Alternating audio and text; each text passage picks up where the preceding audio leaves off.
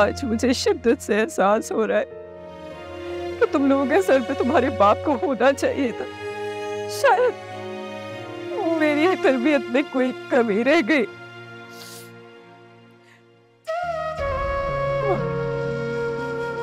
तुम लोगों को सही और गलत का फर्क भी नहीं समझा पाई।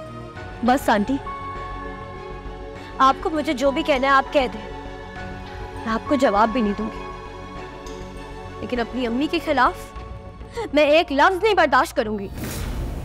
तुम्हारी ये जुर्रत कि तुम मेरे सामने जुबान चलाओगी?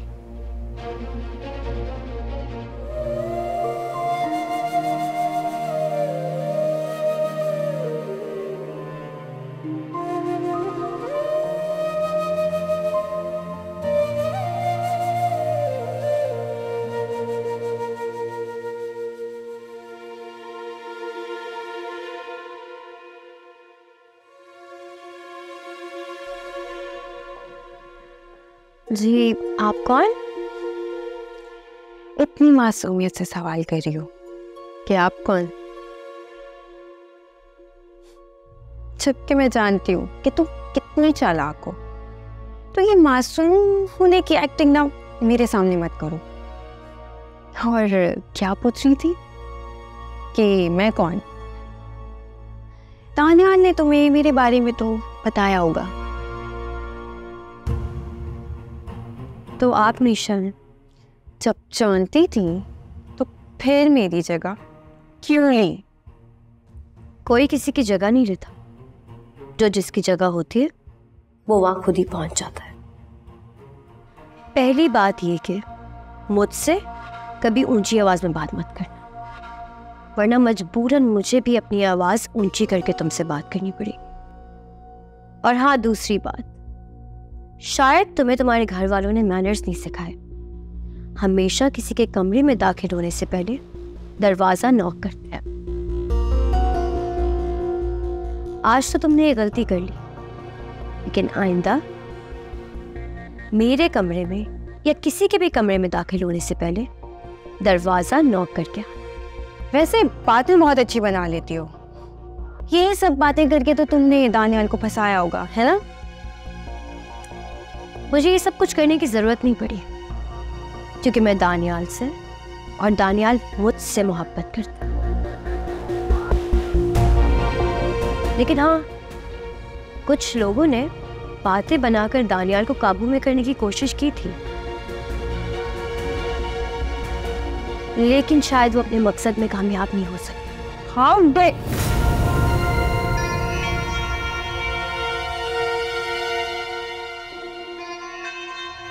खबरदार, आइंदा ऐसी गलती करने की कोशिश की ना तो मुझसे बुरा कोई नहीं होगा। इस घर में मेहमान हो, मेहमान बनकर।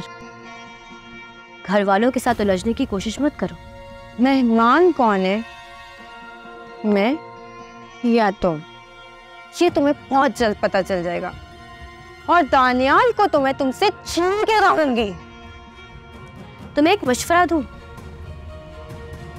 दानियाल को मुझसे कोई भी नहीं छीन सकता। तो इन कामों में अपनी एनर्जी वेस्ट करने के बजाय कुछ प्रोडक्टिव करो। मिसेस फरीद दानियाल, यही समझती हूँ मैं खुद को।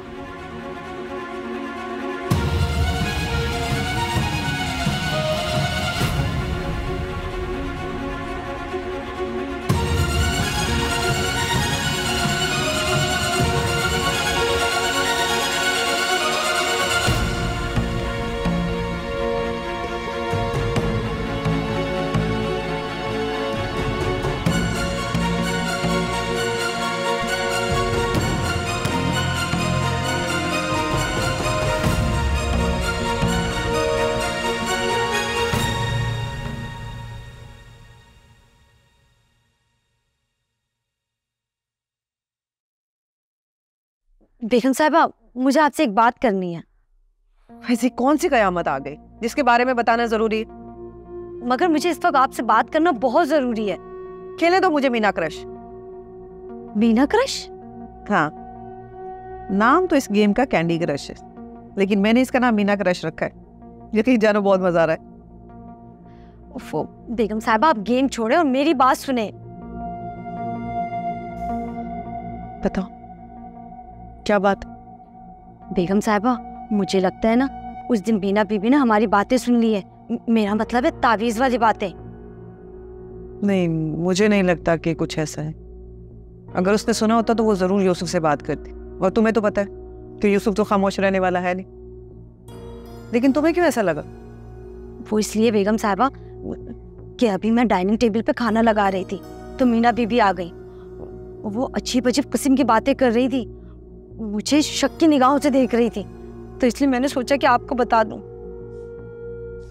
अरे बेचारी अजीब अजीब बातें तो करेगी ना, आखिर को बच्चा खोया अपना, कहाँ अपने होशो हवास में होगा। तुम उसकी फजूल बातों की फिक्र मत करो। तुम सिर्फ मुझे ये बताओ कि तुमने बाबा जी को नजराना तो पहुंचा दिया था ना? जी जी बेगम साहबा, वो तो मैंने खुद अपने हाथों से दिया था और खास तौर पे आपका शुक्रिया भी अदा कर दिया था। अच्छी बात, शुक्रिया करना बनता भी, आखिर उनकी वजह से मेरा इतना बड़ा काम जो हुआ। मैं तो खुद जाना चाह रही थी, लेकिन क्या करूं, मेरे सर पे ये जो अजाब मुसल्लत हो गया ना, इसकी वजह से जा ही नहीं सके। तुम्हें पता है, इसने जानबूझकर यूसुफ के सामने ये बात की थी ताकि मैं इनकार ना कर सकूं। जी बेगम साहबा, ये तो आप बिल्कुल दुरुस्त कह रही हैं। तुमने कभी शतरंज का खेल खेला है? नहीं तो क्यों? मैं तुम्हें बताती हूँ। शतरंज के खेल में अक्सर अपने हरीफ को हराने के लिए शय देनी पड़ती है ताकि वो कोई गलती करे और आप उसे मात दे सके।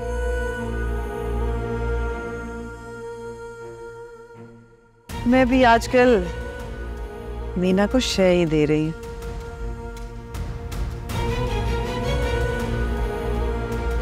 कब तक बकरी की मां खैर मनाएगी?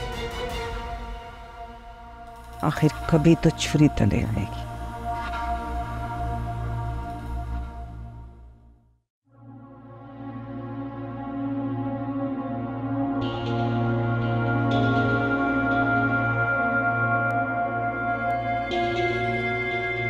निदा, आओ मेरे साथ चाय पियो। मैं जरीना से कह के तुम्हारे लिए चाय मंगवाती हूँ।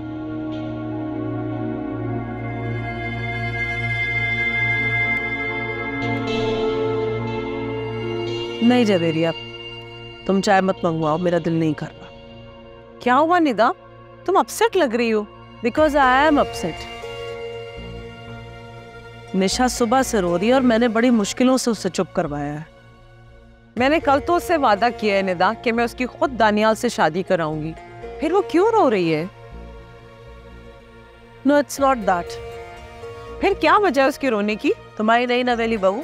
मेरी बहू मत कहो उसे, मैं उसे कोई बहू वो नहीं मानती हूँ, और प्लीज आइंदा उसका जिक्र नहीं करना मेरे सामने। देखो, मुझे भी उसका जिक्र करने का कोई शौक नहीं है, लेकिन उसने आज निशा से जिस तरह बदतमीजी की है, उसके बाद से ही निशा मुसलसल रोए चली जा रही है।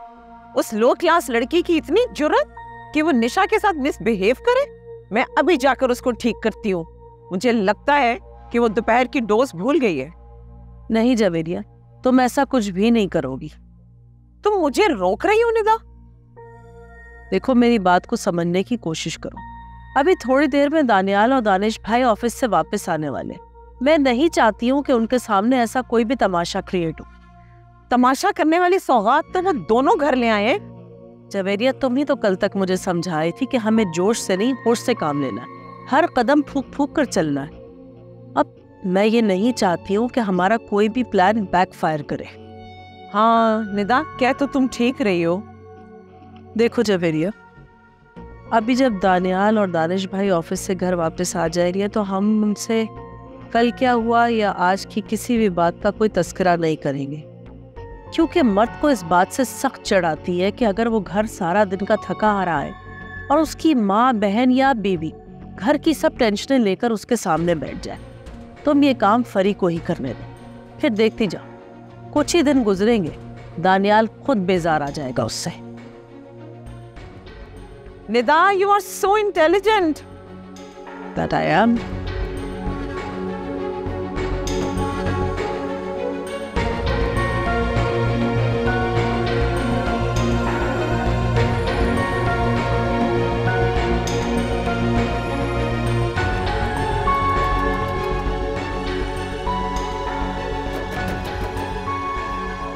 अरे आ रही हूँ।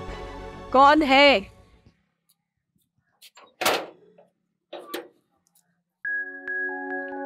अस्सलाम वालेकुम। वालेकुम अस्सलाम। कैसी हो परवीन? हाँ, मैं ठीक हूँ। अच्छा किया जो तुम आ गई। काफी दिन से तुमसे मुलाकात नहीं हुई ना। आओ बैठते हैं, बात करते हैं। हाँ बहन, अब बताओ, इतने दिन से कहाँ गायब थी? परवीन कहाँ गायब होना है, वो कहते हैं ना कि मुल्ला की दौड़ मस्जिद तक। बस मंजूर पहले गया हुआ था हैदराबाद, फिर उसके बाद उसने हमें भी वहीं बुलवा लिया। अब वो तुम्हारा वो जो हैदराबाद वाला घर है वही ना? हाँ हाँ, उसी घर के चक्कर में ही तो झगड़ा चल रहा था, वहाँ गए हुए थे हम। झगड़ा? कैसा झगड़ा? दरअसल तुम्हें तो पता ही है परवीन, काफी अरसे से हम यहीं रह रहे हैं। हैदराबाद तो बहुत कम ही जाना होता है। सफदर पहले कभी कभार 1 महीने में चले जाया करते थे, लेकिन अब उनकी तबीयत भी ठीक नहीं रहती है, इस वजह से एक अरसा हो गया वहाँ गए नहीं। ये तो अल्लाह भला करे सफदर के दोस्त का, उसने हमें फोन कर कर बताया कि हमारे घर में कोई और रह रहा है। फिर सफदर ने मंजूर को हैदराबाद भेज दिया। जब मंजूर को हैदराबाद भेजा तो पता चला कि वहाँ के नाजिम ने हमारे घर के झूठे कागजात बनवाकर किसी और को बेच दिया। ओहो, ये तो बहुत बुरा हुआ। फिर तुमने क्या किया बहन? फिर क्या था कि मंजूर ने अदालत में केस कर दिया। उस केस के सिलसिले में हमें वहाँ गवाही के लिए जाना पड़ा, लेकिन वहाँ के लोगों ने भी हमें कहा कि अब आपको यहीं रहना होगा ताकि सामने वाला देखे और उन्हें पता चल जाए कि हम वहाँ रहने आ गए हैं। तो इसीलिए अब हम वहाँ रह रहे थे। मंजूर को उसके चचा ने वापस भेज दिया था, लेकिन चक्कर लगता रहता है बीच में। अभी 2 दिन पहले ही तो हम लोग आए हैं वहाँ से। अच्छा, तो फिर केस का क्या बना? केस का क्या था, केस तो हमने जीत लिया। बहुत पैसा लगा, लेकिन अल्लाह का शुक्र है हमें मकान मिल गया हमारा। अब मैं सफदर से कह रही हूँ कि उस मकान को बेच दो, क्योंकि वहाँ जाना तो हमारा होता नहीं है। मंजूर से कहा था तो मंजूर ने भी बोल दिया कि मैं तो वहाँ नहीं रहूँगा, मैं तो यहीं रहूँगा कराची में। चले बहन, अल्लाह का शुक्र है आपको अपना घर तो वापस मिल गया। और जहाँ तक मंजूर की बात है तो मंजूर तो यही पला बड़ा है ना, तो उसका दिल वहाँ हैदराबाद में कहाँ लगेगा? अरे देखो परवीन, मैं अपनी दास्तान सुनाने बैठ गई तुम्हें। मैं बहुत जरूरी काम से आई हूँ आज तुम्हारे पास। क्या मतलब, कैसा मकसद? मैं तुम्हारी बेटी नीलम का रिश्ता मांगने आई हूँ अपने मंजूर के लिए। मंजूर नीलम को पसंद करता है? हाँ हाँ, पसंद करता है। वो तो बल्कि मुझे पहले ही भेजने वाला था इस रिश्ते के लिए, लेकिन तुम्हें बताया ना, अभी मकान के सिलसिले में मुझे हैदराबाद जाना पड़ा। वो कहते हैं ना, देर आए दुरुस्त आए। और वैसे भी मंजूर और नीलम की बहुत अच्छी दोस्ती है। अब देखो, मुझे इनकार नहीं सुनना। देखो बहन, मंजूर अच्छा लड़का है, देखा भाला है, और फिर नीलम से उसकी दोस्ती भी है, लेकिन मुझे सोचने के लिए कुछ वक्त दो। मैं तुम्हें 1-2 दिन में बताती हूँ। चाहे तुम मुझसे 4 दिन ले लो, लेकिन जवाब हाँ में होना चाहिए। इंशाल्लाह बहन, अल्लाह से अच्छे की उम्मीद रखो। चलो ठीक है, अब मैं चलती हूँ। अरे कहाँ जा रही हो? चाय पी के जाना ना, मैं चुपके से कहती हूँ तुम्हारे लिए पकोड़े भी बनाए। नहीं परवीन, अभी रहने दो, फिर किसी दिन। जिस दिन तुम मुझे खुशखबरी सुनाओगी मैं चाय भी पीऊंगी और मिठाई भी जरूर खाऊंगी। अभी सफदर के आने का टाइम हो गया है, अभी मैं चलती हूँ। ठीक है बहन, जैसे तुम्हारी मर्जी। अल्लाह हाफ़िज़।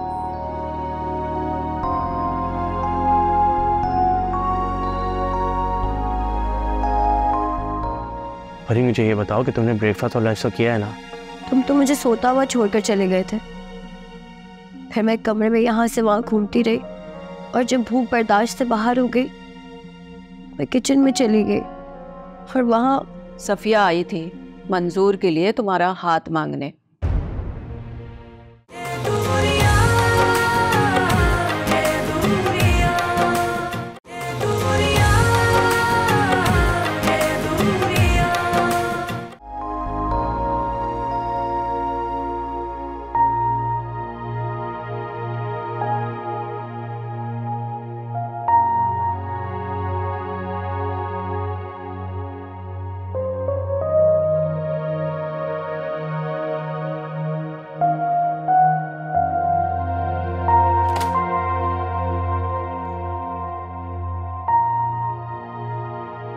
अस्सलाम वालेकुम।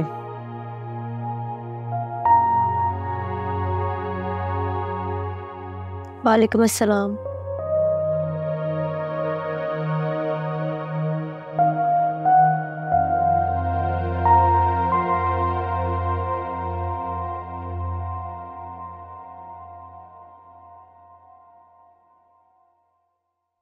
क्या बात है,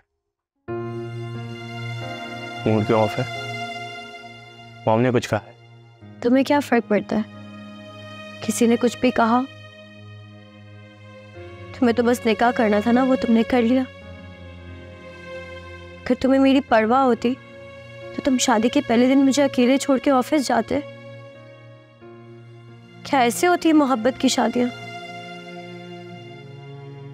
देखो फरी, तुम अपनी जगह बिल्कुल ठीक हो।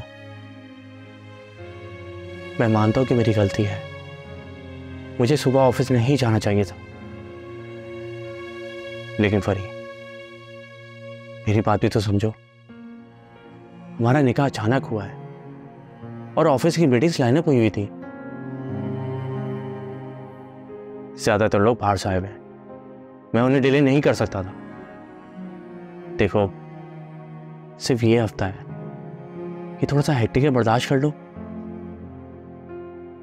इसके बाद जो वीक आएगा मैं उसमें पूरा ऑफ ले लूंगा, फिर हम कहीं बाहर घूमने फिरने चलेंगे। ओके? देखो, तुम तो जानती हो ना, अगर मैं ऑफ ले सकता होता तो डैड मुझे ऑफिस आने नहीं देते। थोड़ी सी सिचुएशन टफ है, बस एडजस्ट कर लो। एडजस्ट तो कर रही हूँ, सुबह से कमरे में बंद हूँ। इससे ज्यादा और क्या एक्सपेक्ट कर रहे हैं आप मुझसे? क्यों? तुम पूरा दिन कमरे में बंद क्यों रही? अरे मुझे ये बताओ कि तुमने ब्रेकफास्ट और लंच तो किया है ना? तुम तो मुझे सोता हुआ छोड़कर चले गए थे।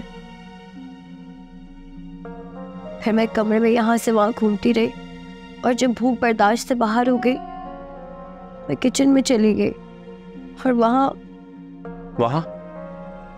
वहां जाके क्या? नहीं, कुछ नहीं है।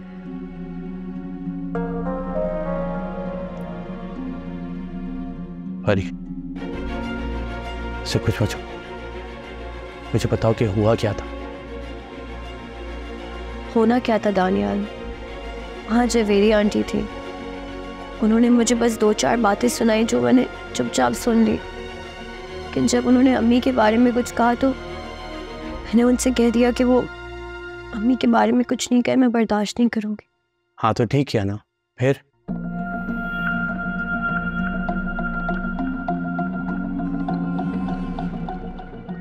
फरी, मैंने तुमसे कुछ पूछा है, बताओ ना। फिर क्या? फिर मैं खाना लेकर कमरे में वापस आ गई। और सारा, वो तुमसे मिलने नहीं आई? नहीं, जब मैं किचन में गई तो सारा भी वहां आई थी, बस तभी मैंने उससे देखा। तुम्हारी उससे कोई बात हुई? नहीं, सारा से कोई बात नहीं हुई। तुम तो जानते हो कि हमारे इस तरह से निकाह करने पे वो भी मुझसे नाराज है। फिर क्या बात करती मुझसे?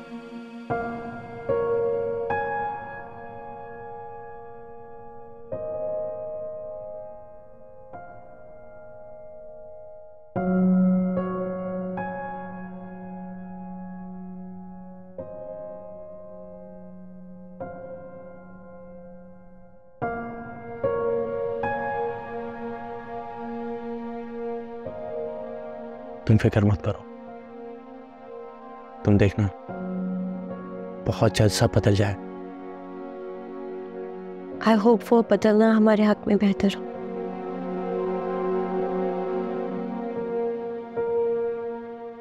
इंशाल्लाह ऐसे ही हो।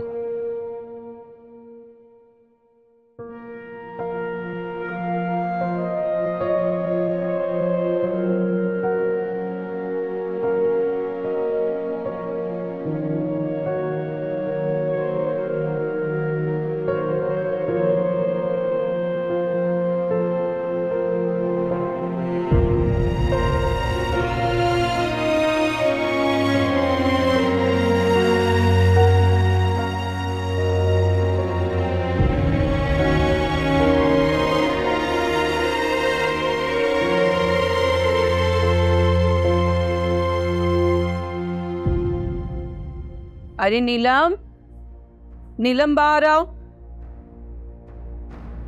जी अम्मी। अम्मी मैं तो सारा दिन आपके सामने इसलिए नहीं आई कहीं आप मुझे फिर से देख के मारना ना शुरू कर दें। आपका कहीं मारने का इरादा तो नहीं है? ये फजूल बातें छोड़ो, बैठो, तुमसे बहुत जरूरी बात करनी है मुझे।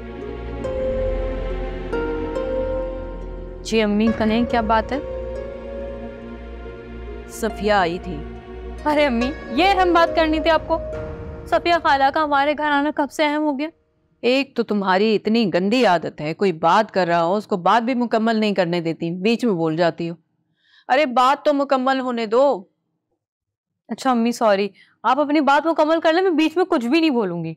सफिया आई थी मंजूर के लिए तुम्हारा हाथ मांगने। क्या उनकी इतनी हिम्मत कि वो मेरा रिश्ता मांगने आई थी, और वो भी उस मंजूर से? अरे मैं पूछती हूँ क्या बुराई है उसमें जो वो तुम्हारा रिश्ता नहीं मांग सकता? और तुम में कौन से ऐसे सुरखाब के पर लगे हुए हैं जो तुम्हारे लिए कोई शहजादा गुलफाम आएगा? अम्मी देखिए, मैं फिलहाल इस बहस में नहीं पढ़ना चाहती, और मैंने कब कहा है कि मेरे लिए कोई शहजादा आएगा? लेकिन मैं आपको कितनी बार कह चुकी हूँ कि मुझे फिलहाल शादी नहीं करनी है, तो फिर बार बार आप शादी का जिक्र क्यों छेड़ देती हैं? इसलिए कि शादी तो तुम्हें करनी है ना बेटा, और मेरे ख्याल में शादी के लिए ये वक्त मुनासिब है। मेरी तबीयत आजकल ठीक नहीं रहती, और मैं जल्द से जल्द तुम दोनों की शादी करके अपना फर्ज अदा कर देना चाहती हूँ बेटा। मेरी जिंदगी का कोई भरोसा नहीं है। क्या हो गया अम्मी, आपको आप कैसी बातें कर रही हैं? अभी तो आपको बहुत सारी खुशियां देखनी है। और अम्मी जहाँ तक बात रही मेरी, तो आपने कहा था कि अब आप मुझे काम करने से नहीं रोकेंगी, तो फिर ये शादी? देखो नीलम, मैंने फैसला कर लिया है, शादी तो मैं तुम्हारी मंजूर से ही करूंगी। बहुत सुन ली मैंने तुम्हारी, अब सुनने सुनाने का वक्त गुजर चुका है। कान खोलकर सुन लो, मैं सुबह सफिया को मंजूर के लिए हाँ कर रही हूँ। लेकिन अम्मी मैं आपके इस फैसले से साफ इनकार करती हूँ। मैं मंजूर को पसंद ही नहीं करती, तो उससे शादी करने का तो सवाल ही नहीं पैदा होता। अम्मी आप सुन रही हैं ना मेरी बात? मैं अपना फैसला सुना चुकी हूँ, तुम अपने आप को ज़हनी तौर पर तैयार कर लो। शादी तो अब तुम्हारी मंजूर से ही होगी।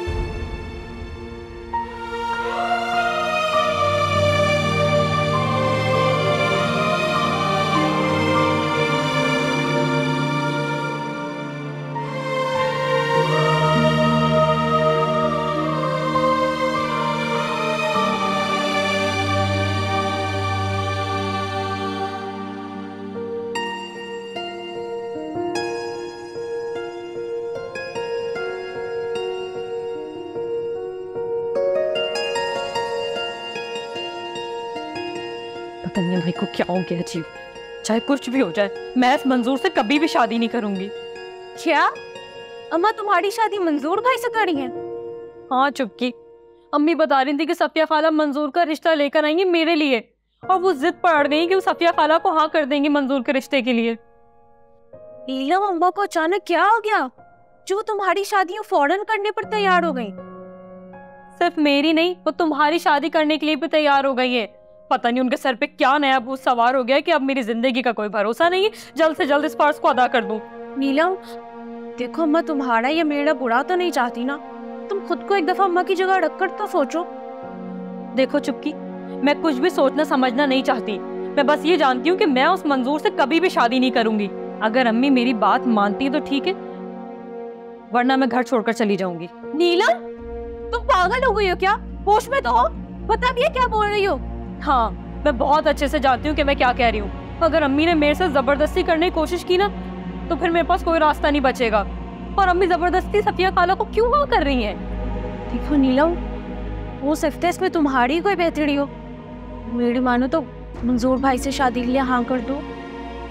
मैं भी बेवकूफ थी जो समझ रही थी कि तुम मेरी बात को समझने की कोशिश करोगी, लेकिन मैं तो भूल गई थी तुम तो हमेशा अम्मी की साइड लेती हो। इस घर में तो एक मीना ही थी जो मुझे समझती थी, लेकिन इस वक्त मैं उससे ये सब बातें शेयर नहीं कर सकती। वो बेचारी तो खुद इतने बड़े सदमे से गुजर रही है। अब मुझे खुद ही कोई हल निकालना पड़ेगा, वो भी जल्दी। नीलम मेरी बात तो सुनो। या अल्लाह, कि पागल लड़की कुछ कर ना दे।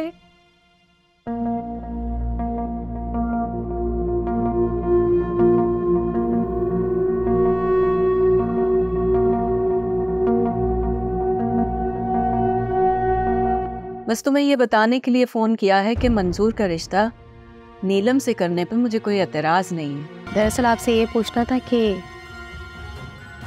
मैं और यूसुफ हनीमून पर जा रहे हैं,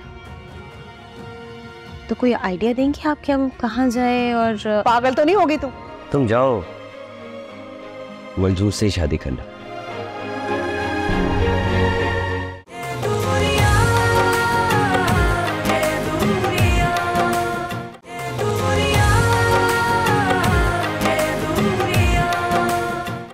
बेगम साहिबा नाश्ता टेबल पे लगा दिया है। अच्छा ठीक है, तुम जाओ। निदा, निशा और नबील नहीं आएंगे? नहीं, वो दोनों सो रहे हैं, अगर कहो तो मैं जगा देती हूँ। अच्छा नहीं, रहने दो, मैं तो वैसे ही पूछ रही थी। वैसे सारा भी अभी तक सो रही है। चलो हम तो नाश्ता करें। हाँ हाँ, आ जाओ। हेलो। अस्सलाम वालेकुम आंटी। तुम यहाँ क्या कर रही हो?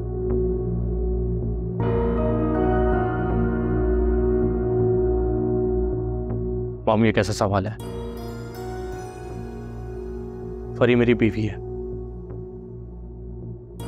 और इस घर की फर्द। वो हमारे साथ ब्रेकफास्ट करने आई है। हाँ ठीक तो कह रहे जाने यार फरी, अब ये घर तुम्हारा भी है, ठीक है? हम साथ बैठ के नाश्ता किया करेंगे। आ जाओ। आप लोगों में से किसी को मेरी फिक्र नहीं है, ठीक है? आप लोग नाश्ता एंजॉय करें, लेकिन मुझसे आप कोई उम्मीद मत रखिएगा। मेरे दिल में इस लड़की की कोई जगह नहीं है। आंटी आप लोग नाश्ता करें, मैं अपने कमरे में जाकर कर लूं। नहीं फरी बेटा, तुम्हें यहां से जाने की बिल्कुल जरूरत नहीं है। और जिस किसी को इस बात से प्रॉब्लम है कि वो तुम्हारे साथ नाश्ता नहीं करना चाहता है, वो यहां से जा सकता है।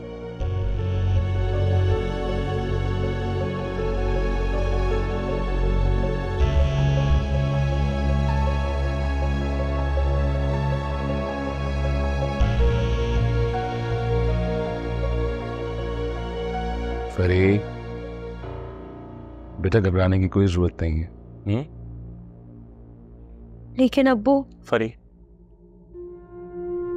डैड बिल्कुल ठीक कह रहे हैं। हमें मॉम को इसी तरह से हैंडल करना हो। आओ ब्रेकफास्ट करें।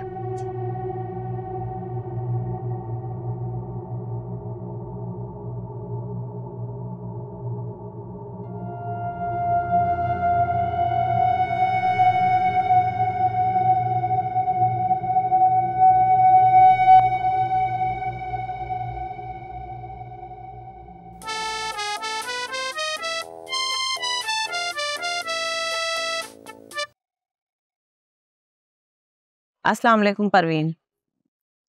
वालेकुम अस्सलाम। कैसी हो सफिया बहन? मैं ठीक हूँ, तुम सुनाओ? मैं भी ठीक हूँ। बस तुम्हें ये बताने के लिए फ़ोन किया है कि मंजूर का रिश्ता नीलम से करने पे मुझे कोई एतराज़ नहीं है। ये तो तुमने मुझे खुशी की खबर सुनाई है। मंजूर को सुनाऊंगी ना तो वो खुशी के मारे उछल पड़ेगा। अच्छा मुझे ये बताओ कि बात पक्की करने में फिर कब आऊं? बहन, तुम्हारा अपना ही घर है, जब दिल करे आ जाओ। बल्कि मैं तो कहती हूँ कि कल ही आ जाओ, नेक काम में देर नहीं करनी चाहिए। परवीन, तुमने तो मेरे मुंह की बात छीन ली। वैसे भी मुबारक काम में ना देर नहीं होनी चाहिए। मैं बाकायदा रिश्ता पक्का करने मंजूर को कल ही ले आती हूँ। हाँ ठीक है, मैं तुम लोगों का इंतजार करूंगी। वैसे परवीन, मैं तुम्हें एक बात बताऊं, तुमने मुझे बहुत बड़ी खुशखबरी दी है। मंजूर ना नीलम का दीवाना है, दीवाना। वो उसे बहुत खुश रखेगा, तुम देखना, किसी चीज की कमी नहीं होने देगा वो। इंशाल्लाह ऐसा ही होगा। एक माँ के लिए इससे बड़ी खुशी की बात और क्या होगी कि उसकी बेटी अपने ससुराल में खुश रहे। ये बात तो तुमने बिल्कुल ठीक कही। चलो ठीक है, मैं अब फोन रखती हूँ, मंजूर को ये खुशखबरी सुनाती हूँ। ठीक है बहन, अल्लाह हाफ़िज़। अल्लाह हाफिज।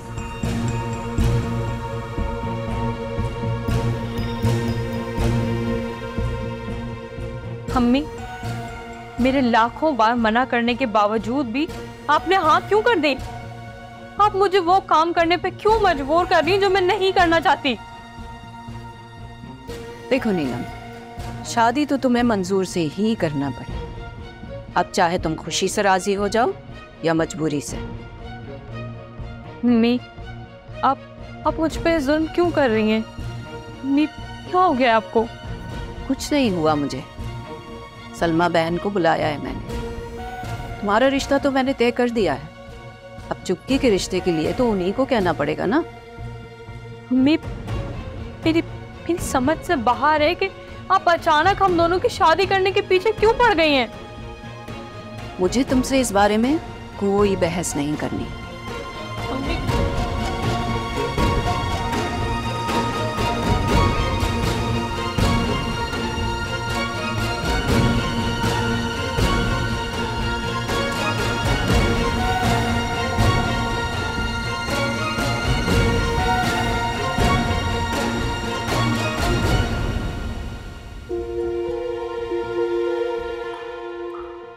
नजमा, नजमा,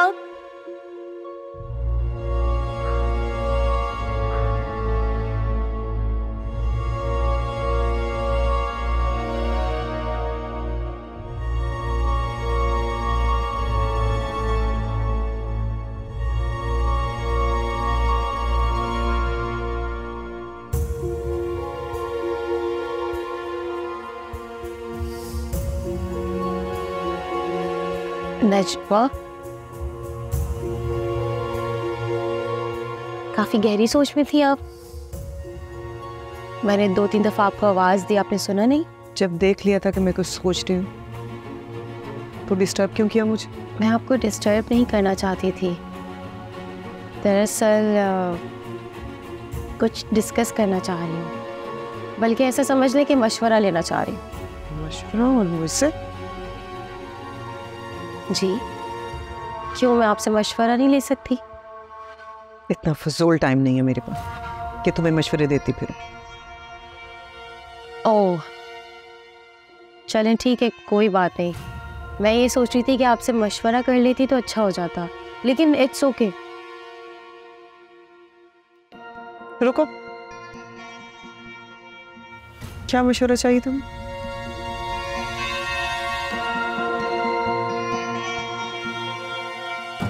दरअसल आपसे ये पूछना था कि मैं और यूसुफ हनीमून पर जा रहे हैं, तो कोई आइडिया देंगे आप कि हम कहाँ जाए? और पागल तो नहीं होगी तुम? दिमाग ठीक है तुम्हारा? किस तरह का फजूल मशवरा लेने आ गई हो तुम मुझसे? नजमा, मुझे बात तो मेरी मुकम्मल करने दे। मैं ये तो आपसे ही कह रही हूँ तुम अभी और इसी वक्त यहाँ से चली जाओ, इससे पहले कि मैं आप से बाहर हो जाऊं। जाओ यहाँ से। ठीक, जा रही हूँ।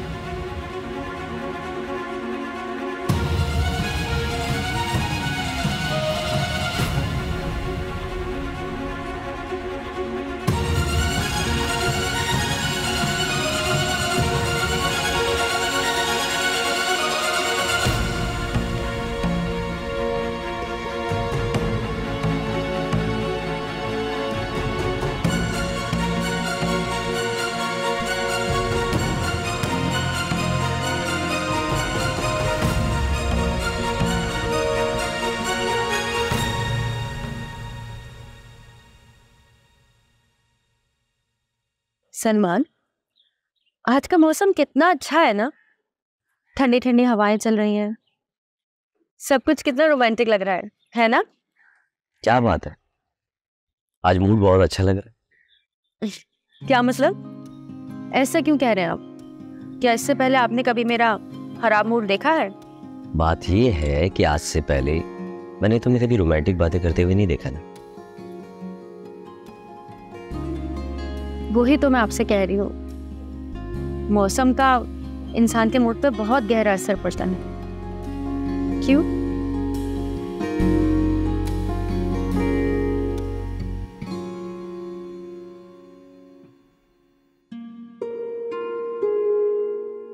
अरे नीलम, तो वापस क्यों जा रही हो? इधर आओ ना।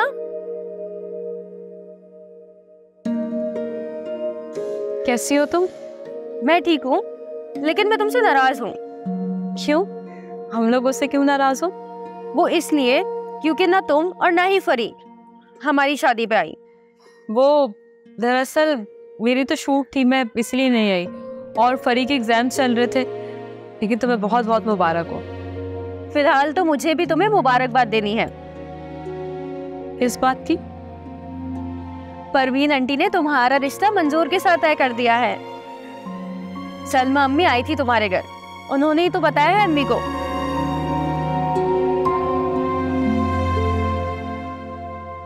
जी आई। अच्छा, मैं अम्मी की जरा बात सुन लूं, तुम लोग बातें करो। गुड़िया, हाँ।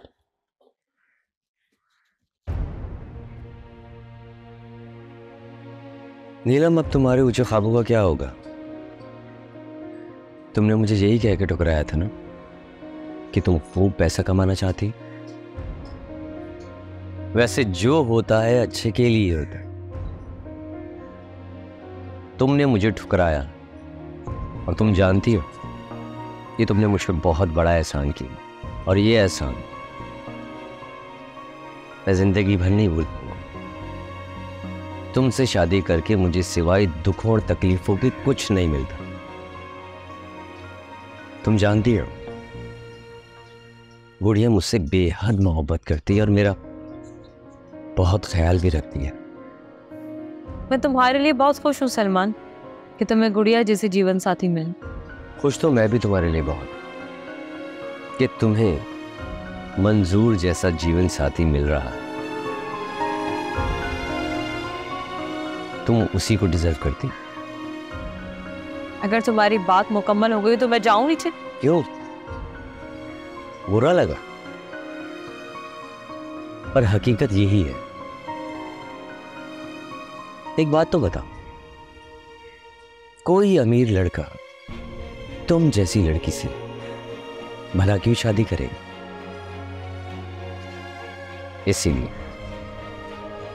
तुम जाओ मंजूर से शादी करना।